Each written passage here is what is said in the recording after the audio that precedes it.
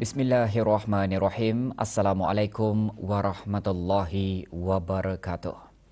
Ke bawah Duli Yang Maha Mulia Paduka Seri Baginda Sultan Haji Hassanal Bolkiah Muizzuddin Wad Daulah Ibni Almarhum Sultan Haji Umar Ali Saifuddin Sadul Khairi Waddin Sultan dan Yang di-Pertuan Negara Brunei Darussalam petang kemarin berkenan menerima menghadap Tuan Yang Terutama Sultan bin Saad Al-Muraiki, Menteri Negara bagi Hal Ehwal Luar Negeri Kerajaan Qatar yang mengadakan lawatan kerja ke negara ini selama 3 hari. Majlis menghadap berlangsung di Istana Nurul Iman. Lawatan tersebut bertujuan untuk meningkatkan lagi kerjasama serta menerokai bidang-bidang yang saling bermanfaat kepada negara Brunei Darussalam dan Qatar. Hubungan diplomatik antara negara Brunei Darussalam dan Qatar mula terjalin pada 2 Oktober 1991. Juga hadir Yang Berhormat Datuk Seri Setia Awang Haji Eriwan bin Pihin Datuk Pekermajaya Haji Muhammad Yusof, Menteri Hal Ehwal Luar Negeri kedua, dan Datuk Seri Paduka Awang Muhammad Riza bin Datuk Paduka Haji Muhammad Yunus, Timbalan Menteri di Jabatan Perdana Menteri. Ke bawah Duli Yang Maha Mulia berkenan menerima menghadap Menteri Negara bagi Hal Ehwal Luar Negeri Kerajaan Qatar, menyertai Tuan Yang Terutama, Tuan Yang Terutama Abdullah Hamad Ali Al-Hadam Al-Mari, bakal Duta Besar Istimewa dan Mutlak Qatar ke negara Brunei Darussalam.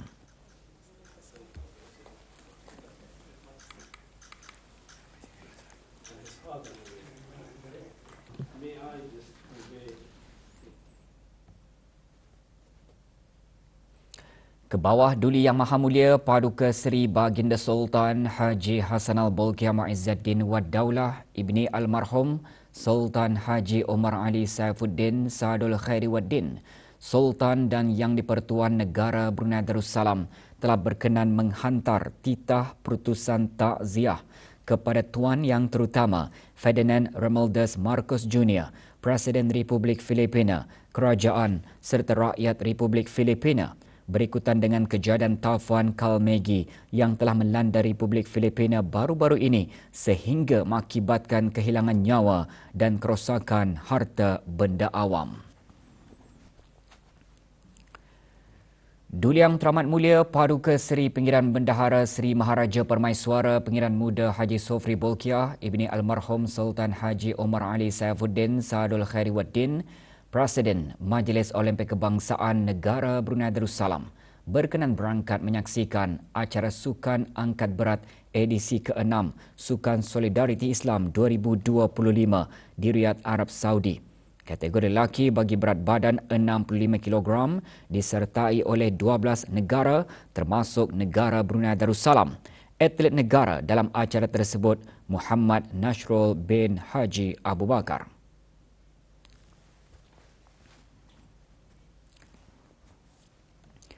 Pameran Pertahanan dan Keselamatan 2025 kekal sebagai salah satu platform pertahanan 3 angkatan dan keselamatan dalaman terunggul di rantau ASEAN dan keselamatan dalaman ASEAN.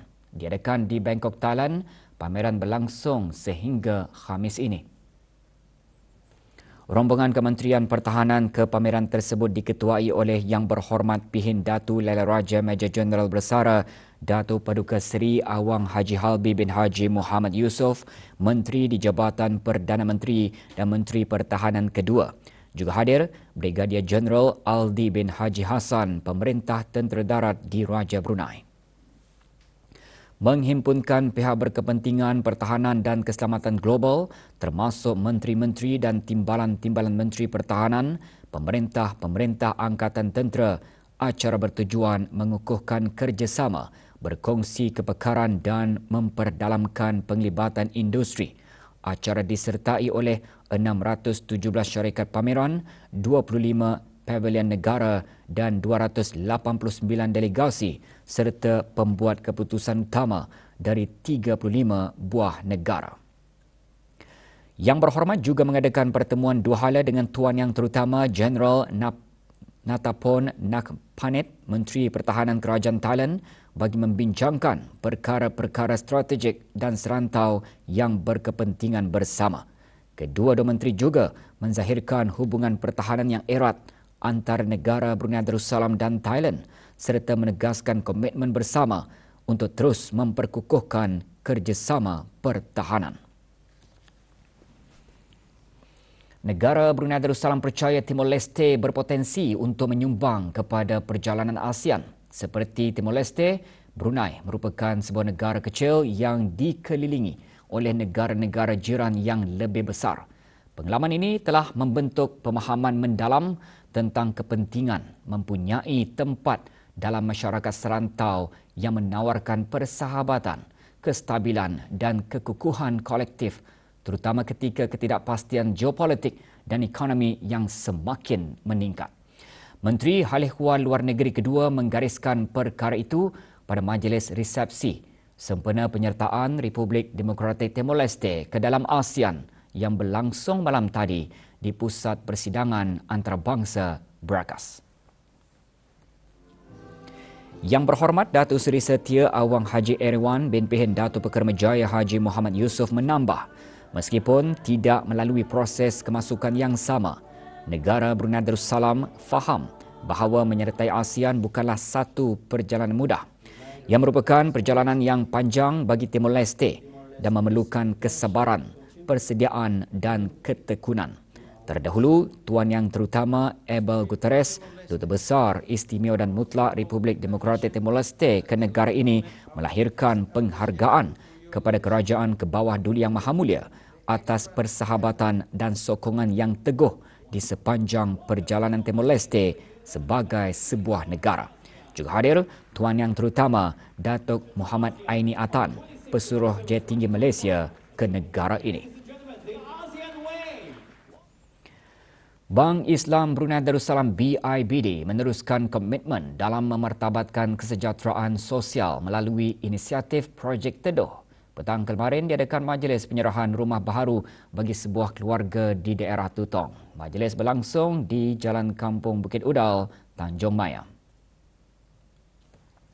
Penyerahan rumah kepada penerima Awang Muhammad Safwan Lutfi bin Abdullah Ahmad Asnol disempurnakan oleh Yang Berhormat Datuk Seri Setia Awang Haji Ahmadin bin Haji Abdul Rahman, Menteri Hal Ehwal Dalam Negeri selaku pengerusi BIBD. Projek Teduh dimulakan pada 23 Oktober dan siap pada 8 November 2025. Ia mencerminkan usaha bersama antara BIBD, Kementerian Hal Ehwal Dalam Negeri, Kementerian Pembangunan, syarikat-syarikat swasta serta warga kerja BIBD. Juga hadir Yang Berhormat Awang Haji Muhammad Daniel alias Tekpin bin Yaakob, Ahli Majlis Mesyuarat Negara. Usaha membentuk perbandaran dan penempatan penduduk yang mampan, inklusif dan berdaya huni memerlukan kolaborasi rentas agensi yang kukuh dan sepadu, bukan hanya antara agensi kerajaan, malahan dengan pihak swasta dan awam. Justru setiap pihak memainkan peranan penting dalam memastikan keseimbangan antara pertumbuhan ekonomi, kelestarian alam sekitar dan kesejahteraan sosial. Berucap pada majlis pelancaran sambutan Hari Perancangan Bandar Sedunia 2025 peringkat kebangsaan, Yang Berhormat Datuk Seri Setia Awang Haji Muhammad Juanda bin Haji Abdul Rashid, Menteri Pembangunan, menjelaskan peranan perancangan bandar bukan hanya memfokuskan kepada pengurusan penggunaan tanah atau pembangunan fizikal, malahan sebagai wadah kolaboratif yang menuntut penglibatan semua pihak. Kolaborasi yang berkesan adalah dihasratkan akan dapat menghasilkan pendekatan perancangan perbandaran yang lebih menyeluruh, yang sepadu, inklusif dan inovatif selaras dengan matlamat Wawasan Negara 2035, iaitu bagi mencapai pertumbuhan ekonomi yang mapan serta kualiti kehidupan yang bermutu tinggi. Sempena sambutan tahun ini, 8 buah buku garis panduan dan piawaian perancangan serta satu sistem dalam talian bagi mengemukakan aduan perancangan orang ramai dilancarkan. Sambutan turut diisikan dengan pameran selama 5 hari di Dewan Bertabur dan Ruang Legar tingkat 1 Kementerian Pembangunan. Beberapa sesi taklimat dan dialog yang menyasarkan peserta terdiri dari para profesional dalam industri pembinaan, penuntut sekolah dan orang ramai turut mengisikan acara. Sempena penganjuran edisi ke-6 Sukan Solidariti Islam 2025, negara Brunei Darussalam dan Kerajaan Arab Saudi mengukuhkan hubungan dua hala melalui penandatanganan Memorandum Persefahaman MOU antara Kementerian Kebudayaan, Belia dan Sukan Negara Brunei Darussalam dan Kementerian Sukan Kerajaan Arab Saudi mengenai kerjasama dalam bidang belia dan sukan. MOU ditandatangani oleh Yang Berhormat Datuk Seri Setia Awang Haji Nazmi Muhammad, Menteri Kebudayaan, Belia dan Sukan, dan His Royal Highness Prince Abdul Aziz bin Turki Al Faisal Al Saud, Menteri Sukan Kerajaan Arab Saudi. Dalam perbincangan dua hala selepas penandatanganan, kedua-dua menteri menyatakan harapan untuk terus mempertingkatkan kerjasama dalam pembangunan belia dan sukan antara kedua-dua negara, termasuk kerjasama dalam latihan, program pembinaan keupayaan serta inisiatif pertukaran belia. Turut hadir Tuan Yang Terutama Awang Haji Harun bin Haji Junaid, Duta Besar Istimewa dan Mutlak Negara Brunei Darussalam ke Arab Saudi. Aspek penting dalam bidang siasatan dan pencegahan rasuah termasuk amalan terbaik pelaksanaan operasi ditekankan semasa mesyuarat kerjasama dua hala antara Biro Mencegah Rasuah BMR dan Suruhanjaya Pencegahan Rasuah Malaysia SPRM kali ke-16. Mesyuarat berlangsung di Dewan An-Naura, Kompleks Yayasan Sultan Haji Hassanal Bolkiah, Bandar Seri Begawan. Ia mencerminkan komitmen berterusan antara kedua-dua agensi dalam memperkukuh sinergi dan jaringan strategik bagi mempertingkatkan keberkesanan usaha pencegahan dan pembenterasan rasuah secara menyeluruh. Mesyuarat dipengerusikan bersama oleh Datin Paduka Hajah Anifah Rafizah binti Haji Abdul Ghani, Pengarah Biro Mencegah Rasuah, dan Yang Berbahagia Tan Sri Datuk Sri Haji Azam bin Baki, Ketua Pesuruhjaya Pencegahan Rasuah Malaysia. Dalam sesi perkongsian semasa mesyuarat tersebut, BMR telah berkongsi kejayaan beberapa kes melibatkan salah laku dalam perkhidmatan awam di bawah Akta Pencegahan Rasuah Penggal 131, inisiatif pencegahan rasuah melalui kerjasama antara agensi bagi meningkatkan kesedaran masyarakat tentang bahaya rasuah. Sementara itu, SPRM turut mengongsikan pengalaman dan pendekatan dalam pelaksanaan program pencegahan dan siasatan, termasuk inisiatif memperkukuh integriti organisasi serta strategi pendidikan anti rasuah di Malaysia. Selain perkongsian amalan terbaik memperkukuh integriti sektor awam dan swasta, mesyuarat juga membincangkan aspek latihan dan pembangunan kapasiti pegawai bagi meningkatkan kemahiran dan kecekapan dalam melaksanakan tugasan berkaitan pencegahan dan pembenterasan rasuah. 219.4 kilogram sampah berhasil dikumpul semasa kempen kebersihan sempena meraikan Kings Beton, kempen anjuran Majlis Olimpik Kebangsaan Negara Brunei Darussalam dengan sokongan Kementerian Kebudayaan, Belia dan Sukan, iaitu berlangsung di Pantai Meragang. Hadir Ken O'Flaherty, pemangku Pesuruhjayaan Tinggi British ke Negara Brunei Darussalam. Kempen antara lain bertujuan memeriahkan lagi sambutan Kings Beton dan bagi memperingati Hari Pembersihan Plastik. Kempen turut disertai oleh para atlet negara. Aktiviti pembersihan plastik di kawasan pantai ini sebagai salah satu usaha negara Commonwealth untuk melihat kawasan pantai bersih daripada pencemaran plastik. Jadi itulah salah satu matlamat kenapa kempen pembersihan plastik di kawasan pantai Meragang ini dipilih.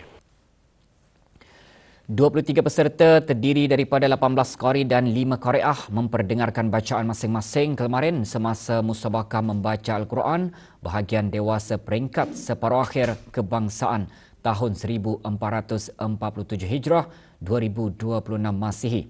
Musabakah diadakan selama 3 hari berturut-turut di Dewan Muzakarah Pusat Persidangan Antarabangsa Brakas. Hadir pada sebelah pagi Awang Haji Ahmad Abdul Salam bin Haji Abdul Rahman, pemangku pengarah Pusat Dakwah Islamiah. Seramai 41 orang peserta iaitu 32 qari dan 9 qariah terpilih telah memasuki musabakah membaca Al-Quran bahagian dewasa peringkat saringan kebangsaan anjuran Jabatan Hal Ehwal Masjid Kementerian Hal Ehwal Agama pada bulan Oktober lalu. Penganjuran musabakah dihasrat dapat memajukan dan mengembangkan lagi bidang Al-Quran serta dapat mendorong masyarakat ke arah celik Al-Quran. Seorang warga kanan Universiti Teknologi Brunei UTB mengharumkan nama negara apabila menerima Anugerah Sains Wanita ASEAN Amerika Syarikat 2025 bagi kategori saintis kanan di Bangkok, Thailand baru-baru ini. Anugerah tersebut sebagai pengiktirafan atas usaha dalam penyelidikan dan pendidikan selain komitmen UTB terhadap kecemerlangan penyelidikan dan inovasi serta memperkukuh peranan UTB sebagai peneraju dalam bidang sains, teknologi, kejuruteraan dan matematik STEM di rantau ini.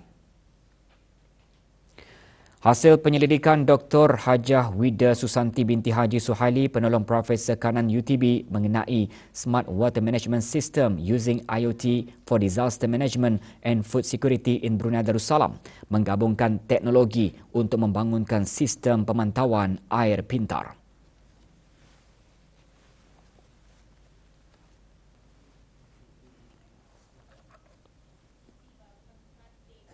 Inovasi dan dapat membantu Brunei menangani isu-isu kritikal serta perubahan iklim dan keselamatan makanan, which is food security. So how do we do this? Macam mana? Satu is basically pakai pemantauan masa nyata, which is real time. So this real time system actually boleh mendetect quality, quantity air, sama ia boleh menyokonglah sistem amaran kami bagi tahu awal sama ada kejadian banjir ataupun kemarau. Dan data itu dapat analyze juga pasal ia akan membantu pengurusan sumber air dan pertanian secara lebih cekap dan juga mampan. Dan seterusnya, we have forecasting, which is ramalan pintar, yang boleh membolehkan pihak berkuasa membuat keputusan berdasarkan data untuk melindungi alam sekitar dan juga komuniti. Ilmu bahasa isyarat penting dalam interaksi bersama golongan orang kurang upaya OKU, khususnya golongan kurang pendengaran terutama bagi khutbah dan rukun nikah, ijab dan kabul serta taklid pernikahan. Kemahiran tersebut antara yang diperolehi oleh para peserta bengkel asas bahasa isyarat bagi imam dan jurunikah, anjuran pusat latihan dan peningkatan kompetensi KUPU SB dengan kerjasama Jabatan Hal Ehwal Masjid Kementerian Hal Ehwal Agama. Bengkel 2 hari itu diadakan di kolej berkenaan. Bengkel bertujuan meningkatkan kompetensi serta kemahiran para peserta sejajar dengan keperluan pendidikan sepanjang hayat melalui pendekatan menyeluruh.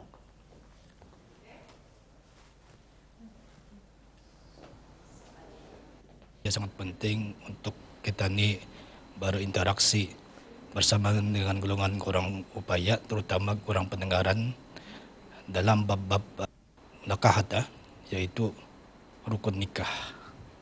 Dengan bengkel ini, saya boleh memahami dan mendapat ilmu tentang bahasa isyarat untuk mengetahui serba sedikit daripada orang-orang OKU, orang kelainan upaya ini.